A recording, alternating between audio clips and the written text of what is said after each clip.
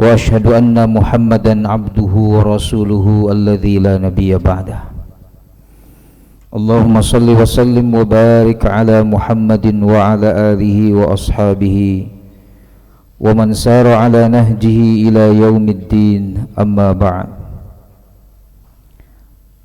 معاشر المسلمين، أوصيكم ونفسي بتقوى الله فقد فاز المتقون، حيث قال الله سبحانه وتعالى في كتابه الكريم: أعوذ بالله من الشيطان الرجيم، يا أيها الذين آمنوا اتقوا الله حق تقاته ولا تموتن إلا وأنتم مسلمون.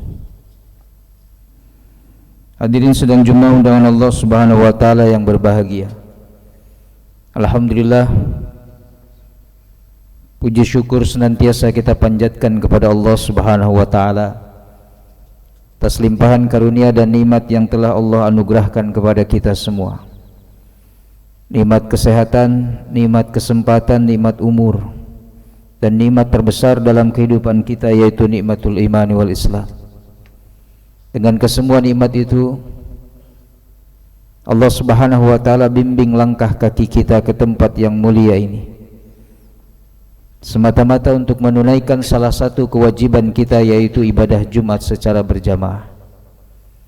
Semoga ibadah Jumat yang kita laksanakan pada kesempatan hari ini menjadi ibadah yang dapat meningkatkan kualitas keimanan dan ketakwaan kita kepada Allah Subhanahu wa taala, menjadi ibadah kafaratul lima bainahuma, sebagai penggugur dari setiap dosa dan kesalahan dari Jumat yang lalu sampai Jumat sekarang, dan sebagai tameng atau perisai dari segala perbuatan dosa dan maksiat dari Jumat sekarang sampai Allah takdirkan kita bertemu di Jumat yang akan datang. Tak lupa salawat dan salam semoga senantiasa tercurahkan kepada Rasul kita, suri tauladan yang terbaik sepanjang zaman, Nabiullah Muhammad sallallahu alaihi wasallam, kepada keluarganya, para sahabatnya, hingga umatnya yang istiqamah dalam menjalankan ajaran-ajarannya. Ikhwatul iman rahimakumullah, masih di bulan Syawal walaupun sudah masuk ke penghujungnya. Khatib menyampaikan doa tahniyah Idul Fitri, taqabbalallahu minna wa minkum. Semoga Allah Subhanahu wa taala menerima semua amal ibadah yang kita telah laksanakan, wabil khusus yang kita laksanakan di bulan suci Ramadan yang telah lalu. Ikhwatul iman rahimakumullah, Ibnu Rajab Al-Hambali menyebutkan ada 3 kondisi, 3 suasana batin kejiwaan para sahabat ridwanullah alaihim ajma'in ketika mereka ditinggal oleh bulan suci Ramadan. Ada 3 pertanyaan besar yang sampai kapanpun tidak akan bisa kita menemukan jawabannya, karena memang itu bukan wewenang kita. 3 kondisi dan 3 pertanyaan besar itulah yang membuat para sahabat Rasulullah sallallahu alaihi wasallam begitu bersedih ketika ditinggalkan bulan suci Ramadan. Yang pertama, Ramadan pergi meninggalkan kita tanpa ada jaminan apakah ibadah kita diterima atau tidak. Maka yang unik, doa yang diajarkan oleh Rasulullah SAW dan para sahabatnya ketika masuk di bulan Syawal, yaitu doanya taqabbalallahu minna wa minkum, sebelum ucapan-ucapan yang lain. Semoga Allah Subhanahu wa taala menerima amal ibadah kita. Bukankah Ramadan memang bulan untuk kita beribadah? Dan bukankah kita ingin ibadah kita itu diterima oleh Allah Subhanahu wa taala? Tidak mungkin atau mustahil setiap orang yang beriman beribadah tapi tujuannya tidak ingin diterima oleh Allah Subhanahu wa taala. Tentu setiap ibadah kita ingin diterima oleh Allah Subhanahu wa taala, karena itu menjadi satu tiket untuk kita meraih ridha Allah Subhanahu wa taala dan balasan-balasan yang sudah Allah sediakan di akhirat nanti, bahkan balasan yang di dunia sekalipun. Maka para sahabat merasa ketika Ramadan berlalu dalam kehidupan mereka tidak ada jaminan ibadah mereka diterima atau tidak. Oleh karena itu, doa tadi yang diajarkan oleh Rasulullah SAW adalah sebuah doa dan harapan besar agar ibadah yang telah dilaksanakan di bulan Ramadan khususnya diterima oleh Allah Subhanahu wa taala. Dan apa ciri kemudian ibadah seseorang, ibadah Ramadan seseorang itu diterima? Imam Hasan Al-Basri menyebutkan, yang juga dikutip oleh ulama-ulama setelah beliau, ada Ibnul Qayyim, ada Ibnu Rajab Al-Hambali. Beliau menyebutkan min alamati qabulil amal, di antara tanda-tanda diterimanya satu amal. Artinya ibadah seseorang diterima oleh Allah Subhanahu wa taala atau tidak, termasuk ibadah Ramadan kita adalah jazaul hasanati al hasanatu ba'daha wa qabulus sayyiati atau wa uqubatis sayyiati as-sayyiatu ba'daha. Rumusnya adalah ciri ibadah seseorang diterima, kebaikan seseorang diterima oleh Allah Subhanahu wa taala adalah kebaikan setelahnya, yaitu Allah memberikan kemudahan kepada kita untuk melakukan kebaikan setelah itu. Ciri ibadah Ramadan seseorang diterima atau tidak, maka kita diberikan kemudahan untuk terus menyemai dan kemudian melanjutkan kebaikan setelah atau pasca Ramadan. Maka itu bisa kita ukur diri sendiri. Kita bisa mengukur bagaimana kemudian ibadah kita pasca Ramadan. Itu yang akan menentukan apakah ibadah Ramadan kita diterima atau tidak. Adakah ibadah kita pasca Ramadan itu terjadi penurunan, atau kemudian biasa-biasa saja, tetap stabil, atau justru kemudian terjadi peningkatan. Kita tidak perlu menilai orang lain. Cukuplah kita kemudian memuhasabah dan menilai diri kita sendiri. Maka jazaul hasanati al hasanatu ba'daha. Balasan bagi kebaikan, satu kebaikan itu adalah kebaikan setelahnya. Allah mudahkan seseorang untuk melakukan kebaikan setelah itu. Wa uqubatus sayyiati as-sayyiatu ba'daha, dan hukuman atau cara Allah menghukum atas keburukan seseorang, maka keburukan setelahnya. Dia diberi kemudahan untuk melakukan lagi keburukan-keburukan setelah itu. Itulah cara Allah menghukum keburukan seseorang. Setelah itu diberikan jalan yang lapang, seolah-olah kemudahan untuk dia melakukan kemaksiatan setelahnya. Lalu suasana dan kondisi, pertanyaan yang kedua yang dialami oleh para sahabat, Ramadan berlalu dalam kehidupan kita, kata para sahabat, tanpa ada jaminan dan kepastian apakah dosa-dosa kita diampuni atau tidak. Bukankah Ramadan itu syahrul maghfirah, bulan ampunan? Tetapi kita berada di bulan ampunan, lalu kemudian berlalu atau berakhir bulan tersebut kita tidak dapat ampunan. Maka Rasul mengungkapkannya dalam sebuah hadisnya, khaba wa khasir, sungguh merugi, sungguh menyesal dan merugi. Artinya menyesal dan merugi ini sebenarnya kalimat yang kalaupun satu kalimat, satu kata saja sudah cukup, tapi Rasul menggabungkan dua kalimat ini langsung dalam hadisnya, khaba wa khasir, menyesal dan merugi.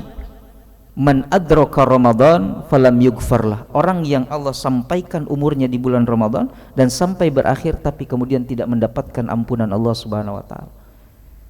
Padahal Ramadan adalah syahrul maghfirah, bulan ampunan.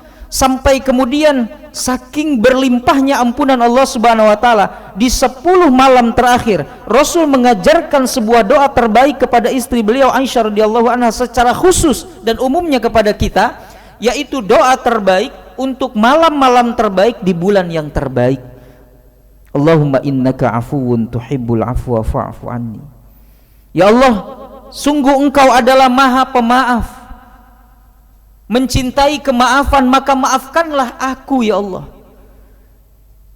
Para ulama bahasa Arab membedakan antara al-afu dengan al-maghfirah. Kalau al-maghfirah, ampunan Allah, Allah mengampuni dosa seorang hamba tapi catatan dosanya tidak dihapuskan atau belum dihapuskan. Diampuni dosanya tapi catatannya masih tersisa. Sehingga kata Fudail bin Iyad, nanti di hari kiamat kita dipanggil satu persatu oleh Allah Subhanahu wa taala antara kita dengan Allah, lalu Allah memperlihatkan buku catatan amal kita dan dosa kita, lalu Allah mengatakan, aku telah ampuni dosamu, tapi ini catatan dosa-dosamu. Kata Fudail bin Iyad, diperlakukan semacam itu saja oleh Allah Subhanahu wa taala, kami malu.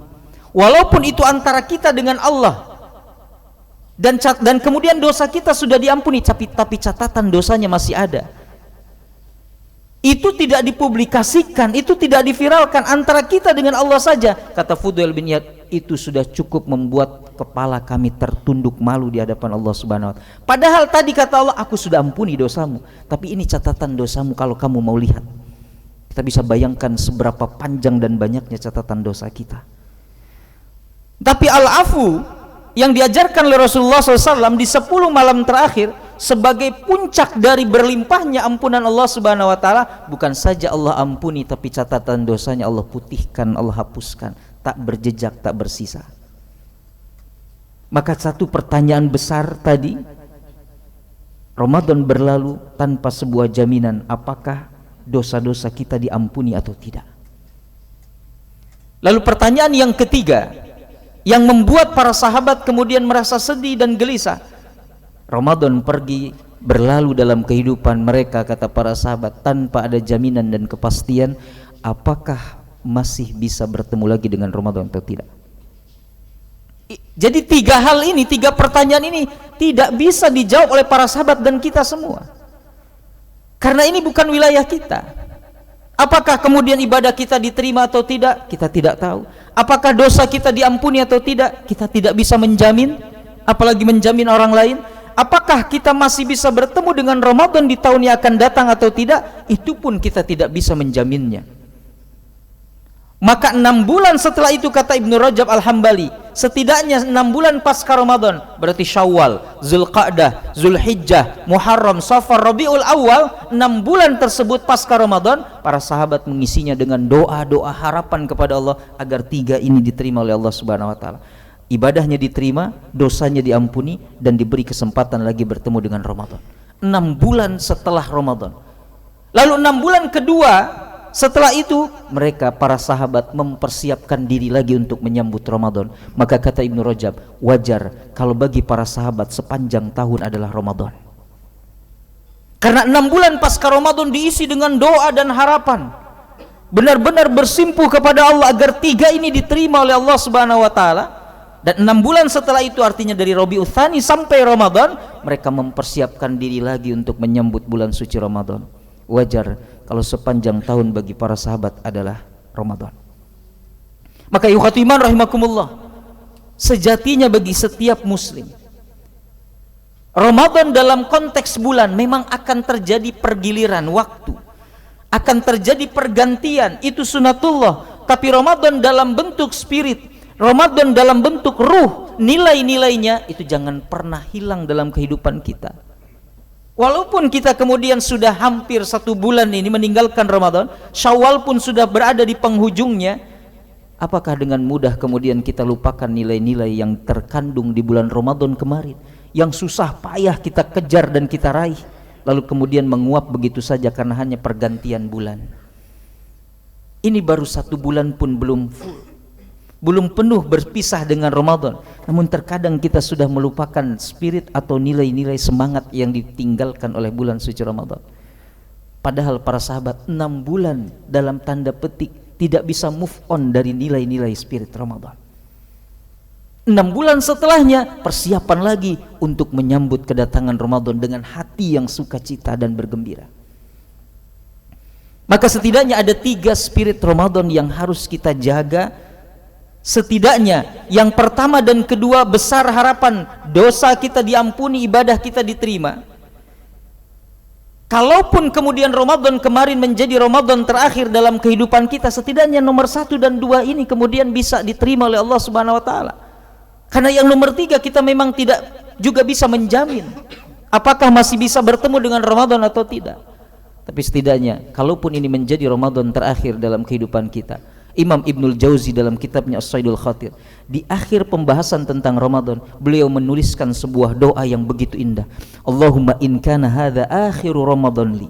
Ya Allah, jika ini menjadi Ramadan terakhir dalam kehidupanku, fala yamdi, jangan pernah ia berlalu dalam kehidupanku illa wa qad ghafarani Allahu dzunub wa yuqarribuni ila babil jannah.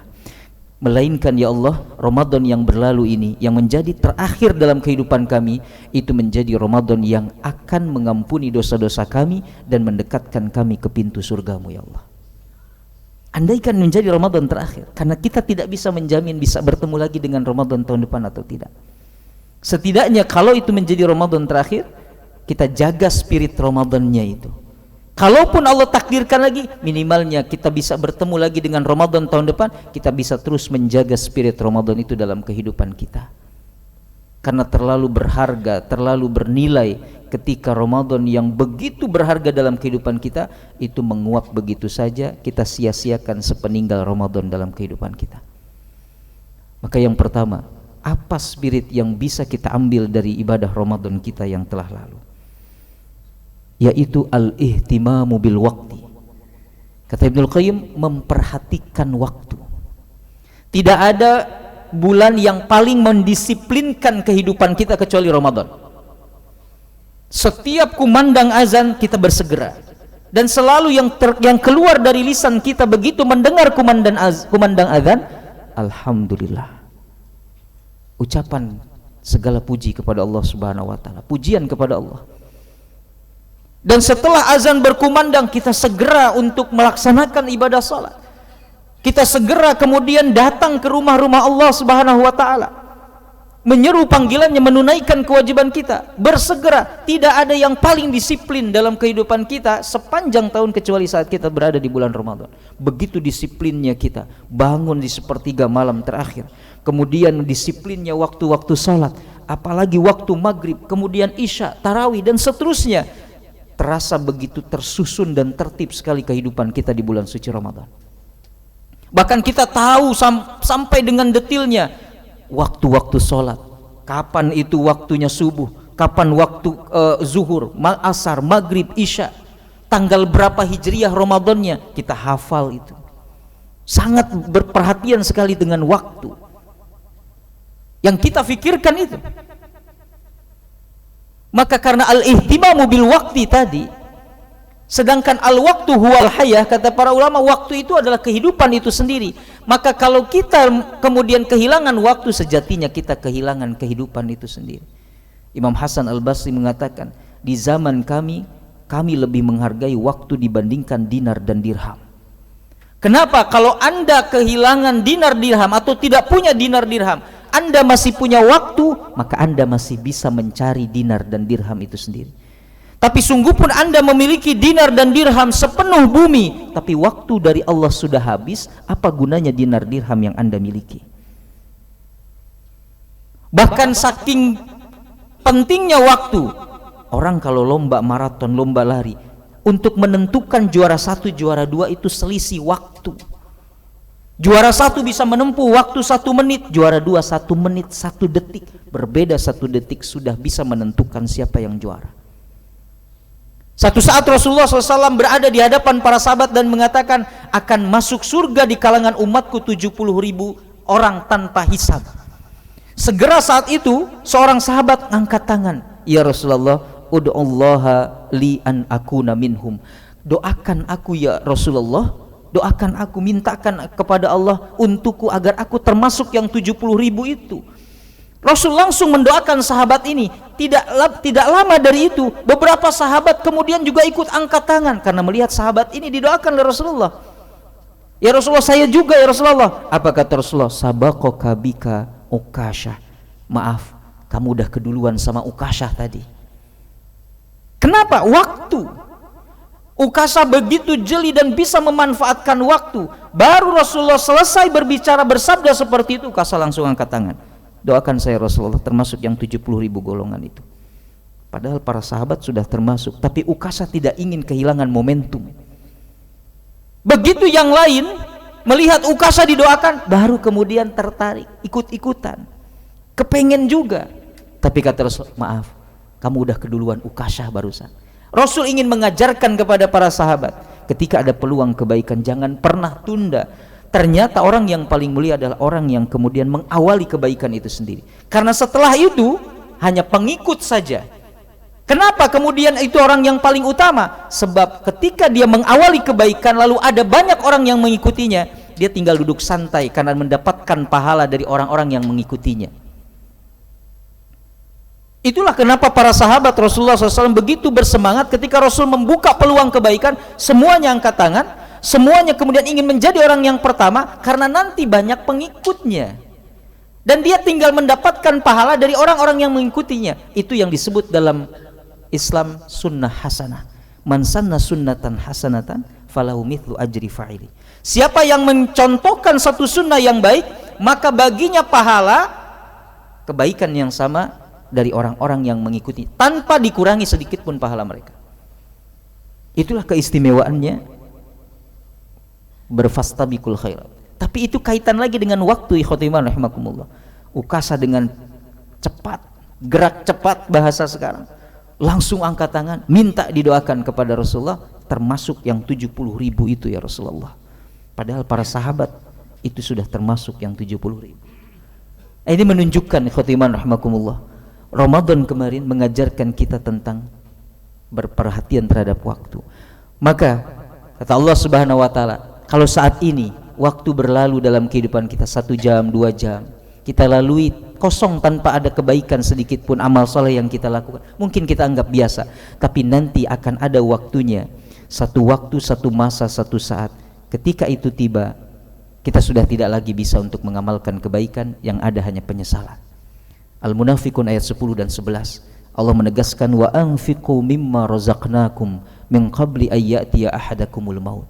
Infakkan apa yang Allah rizkikan kepadamu, apapun itu, tidak harus materi, mungkin tenaga, mungkin ilmu, mungkin ide, pikiran dan lain sebagainya, min qabli ayyatiya ahadakumul maut, sebelum datang kepada kalian kematian, artinya habis waktu kalian.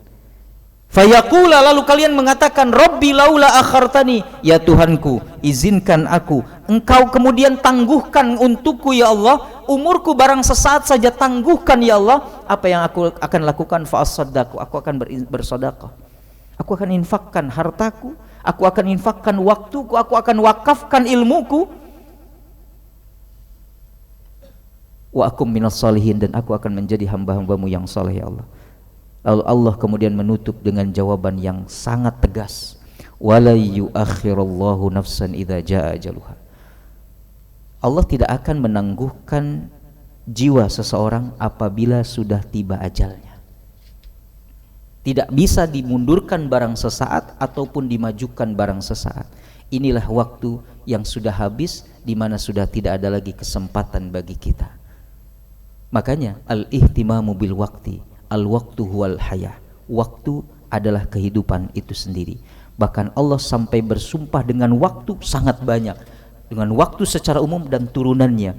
Al-asr secara umum itu waktu, lalu secara khusus waktu asar, belum lagi wal fajri, belum lagi wad duha, belum lagi Allah bersumpah dengan wan nahari wal laili. Semua turunan waktu itu Allah bersumpah. Betapa pentingnya waktu dalam kehidupan orang beriman, karena kita terikat dengan waktu, dan tanpa waktu kita tidak akan pernah bisa beramal saleh. Barakallahu li wa lakum fil Qur'anil azim, wa nafa'ani wa iyyakum bima fihi minal ayati wadh-dhikril hakim, wa taqabbala minni wa minkum tilawatahu fastaghfiruhu innahu huwal ghafurur rahim.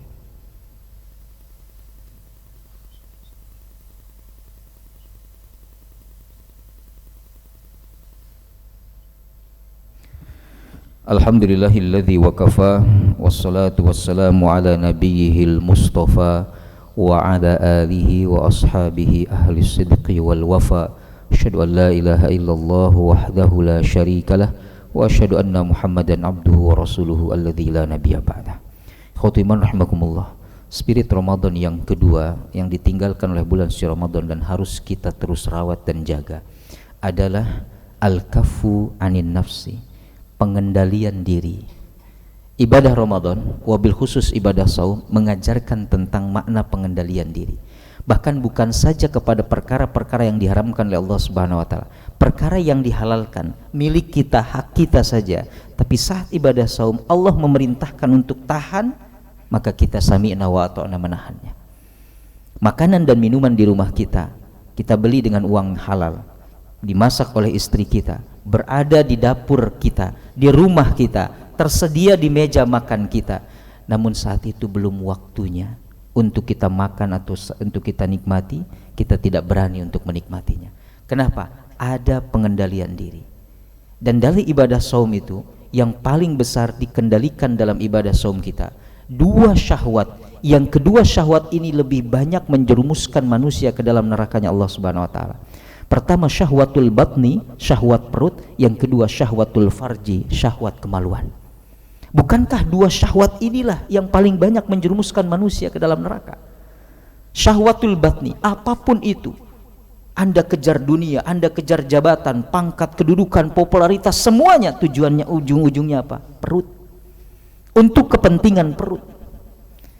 Dan kemudian kata para ulama, ketika perut kita kemudian dipenuhi, walaupun dengan barang-barang yang halal sekalipun, tapi kemudian perut kita penuh, yang akan terjadi adalah rasa malas kita untuk beribadah, rasa kantuk dan lain sebagainya, karena perut kita kemudian terpenuhi walaupun dengan barang yang halal. Apalagi jika dipenuhi dengan barang yang haram, itu yang kemudian akan menjadi tameng, akan menjadi semacam dinding pemisah antara kita dengan ketaatan kepada Allah Subhanahu wa taala. Bukankah kemudian dosa termasuk barang-barang yang haram yang masuk ke dalam tubuh kita, yang akan membuat organ tubuh kita itu terasa malas dan berat untuk melakukan ibadah kepada Allah Subhanahu wa taala. Mata kita berat untuk kemudian membaca Al-Qur'an. Kita introspeksi, jangan-jangan mata kita lebih banyak melihat yang diharamkan oleh Allah Subhanahu wa taala. Lisan kita berat untuk mengucapkan kalimat-kalimat zikrullah, kemudian untuk membaca Al-Quran, jangan-jangan lisan kita lebih banyak kemudian melakukan kemaksiatan. Demikian juga tangan kita, kaki kita berat untuk kita langkahkan ke tempat-tempat yang diridhoi oleh Allah Subhanahu wa taala. Tangan kita berat untuk berbagi dengan orang-orang yang membutuhkan. Jangan-jangan sudah terlampau banyak dosa dan kemaksiatan atau benda-benda haram yang masuk dalam tubuh kita. Padahal kata Ibnul Qayyim, barang yang haram masuk ke dalam tubuh kita itu tidak Allah keluarkan melalui BAB, melalui kotoran ataupun air seni kita. Berbeda dengan makanan minuman yang kemudian itu halal, itu sisa-sisanya itu bisa keluar lewat buang air besar atau buang air kecil. Tapi yang haram masuk tidak Allah keluarkan melalui buang air besar dan buang air kecil. Bagaimana cara Allah mengeluarkannya? Kata beliau, Allah suka memberikan ujian sakit kepada kita. Maka ujian sakit kan disebutkan dalam hadis penggugur dosa dan kesalahan. Sehingga kadang-kadang kita merasakan sakit pinggang, berguguranlah benda-benda haram yang ada di pinggang kita, walaupun tidak nampak. Sehingga orang yang kemudian diuji sakit, kalau dia sabar, hatta yalqallaha ma alaihi khati'atun, dan kalaupun sakit itu mengantarkan dia kepada kematian, maka dia bertemu dengan Allah tanpa kesalahan dan dosa sedikit pun. Sehingga orang yang sakit dicabut 3 oleh Allah Subhanahu wa taala, selera makannya, wajahnya yang gembira, dan juga dosanya dicabut oleh Allah, diangkat semua oleh Allah. Ketika oleh Allah diberikan kesembuhan, 2 dikembalikan, keceriaan wajahnya, selera makannya dikembalikan. Tapi yang nomor 3, Allah tidak mengembalikan lagi dosa dan kesalahannya. Maka al-kafu anin nafs, menjaga dan menahan diri, menahan hawa nafsu kita, itulah ibadah spirit dari Ramadan yang kemudian harus kita rawat. Karena banyak yang terjerumus karena tidak bisa mengendalikan nafsunya. Banyak di antara kita yang lebih memperturutkan nafsu, dan ternyata itu yang menjerumuskan dia dalam jurang kehinaan. Dan yang terakhir, ikhwatiman rahimakumullah, puncak dari segala spirit Ramadan, dan ini adalah sifat tertinggi dari orang yang bertakwa, yang merupakan tujuan utama ibadah saum kita adalah muraqabatullah, merasa senantiasa diawasi oleh Allah Subhanahu wa taala. Artinya kita yakin setiap ucapan, perbuatan, tindak tanduk kita ada yang mengawasi. Ada pengawasan Allah yang la ta'khudhuhu sinatu wala naum. Allah tidak pernah terserang rasa kantuk apalagi tidur. Pengawasan Allah sempurna 24 jam tanpa celah, tanpa ada yang tertinggal sedikit pun, dan begitu detil. Sehingga kalau itu kita benar-benar jaga, ikhwatiman rahimakumullah, kita insyaallah akan berhati-hati dalam hidup. Sebagaimana dialog antara Ubay bin Ka'ab dan Umar bin Khattab radhiyallahu anhuma yang bertanya tentang takwa. Wahai Ubay, apa itu takwa? Ubay kembali bertanya, bagaimana menurut pendapatmu wahai khalifah, kalau engkau berjalan di sebuah jalan yang penuh dengan duri, penuh dengan hal-hal yang membahayakan? Kata Umar, aku akan hati-hati. Fadzalika huwa taqwa, itulah takwa, kehati-hatian. Andaikan sikap dan sifat muraqabatullah, merasa senantiasa diawasi oleh Allah Subhanahu wa taala, kapanpun dan dimanapun diterapkan dalam kehidupan kita, rasa-rasanya negeri kita ini insya Allah akan terbebas dari segala bentuk tindak kejahatan. Karena diri kita merasa senantiasa diawasi oleh Allah Subhanahu wa taala. Kita tidak lagi perlu pengawasan atasan kita atau CCTV yang selalu kemudian standby 24 jam. Kenapa? Merasa diawasi oleh Allah Subhanahu wa taala. Bentuknya adalah saat saum, ada di dalam rumah, tidak ada siapapun, makanan tersedia, kita tidak berani makan dan minum di luar waktunya. Kenapa kita tidak melakukan itu padahal tidak ada orang yang melihat? Fa ainallah. Pertanyaannya, mau kita kemanakan Allah Subhanahu wa taala? Itulah puncak dari sifat takwa yang ada dalam diri seorang mukmin, yaitu merasa senantiasa diawasi oleh Allah Subhanahu wa taala. Kisah terakhir, 3 orang murid yang disuruh oleh gurunya untuk diberikan seekor burung, lalu kemudian dengan sebilah pisau, silahkan kamu cari tempat yang tidak ada manusia seorang pun dan kamu sembelih burung ini. Murid ke-1 kemudian lari ke atas gunung. Di pegunungan tidak ada orang yang melihat, sepi sekali, dia potong kemudian burung ini. Murid yang kedua lari ke tepi pantai, tidak ada orang yang melihat, dia potong. Murid yang ketiga dia lari ke gunung, lalu dia lari lagi ke tepi pantai, dia cari tempat, akhirnya dia kembali lagi. 3 orang kembali kepada gurunya lagi. Yang pertama sudah disembelih, yaitu burungnya itu disembelih di pegunungan. Yang kedua di tepi pantai. Yang ketiga dia bingung.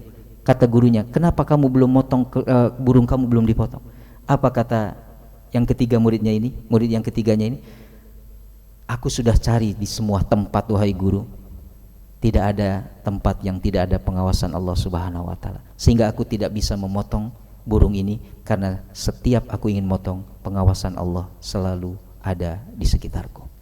Khotiman rahimakumullah, itulah 3 spirit dari ibadah Ramadan kita, secara khusus ibadah saum kita yang perlu kita jaga sepanjang bulan dan sepanjang tahun, yang dengan harapan ibadah kita diterima oleh Allah, dosa kita diampuni, dan kita diberikan kesempatan bertemu lagi dengan Ramadan. Tapi andaikan kemarin menjadi Ramadan terakhir kita, maka mudah-mudahan Ramadan yang terakhir itu mengantarkan kita kepada ampunan Allah dan surga Allah Subhanahu wa taala. Demikian khutbah yang bisa disampaikan pada kesempatan kali ini. Mohon maaf jika ada kekurangan dan kesalahan. Aqulu qauli hadza wa astaghfirullah li wa lakum. Allahumma ighfir lil muslimina wal muslimat wal mu'minina wal mu'minat al ahya'i minhum wal amwat innaka sami'un qaribun mujibud da'wat wa ya qadiyal hajat. Allahumma la tada' lana fi maqamina hadza dhanban illa ghafartah wa la maridan illa syafaitah wa la mayyitan illa rahimtah wa la hajatan min hawaijid dunya wal akhirah illa qadaitaha wa yassartaha ya rabbal alamin. Allahumma ahsin aqibatana fil umuri kulliha wa ajirna min khizyid dunya wa adzabil akhirah. Allahumma ij'al khaira umrina akhirahu wa khaira a'malina khawatimahu wa khaira ayyamina yawma nalqaka. Allahumma khtim lana bi husnil khatimah wa la takhtim alaina bi su'il khatimah. Rabbana atina fid dunya hasanah wa fil akhirati hasanah wa qina adzaban nar. Subhanaka rabbina rabbil izzati amma yasifun wa salamun alal mursalin walhamdulillahi rabbil alamin. Aqimus shalah. Allahu akbar, Allahu akbar.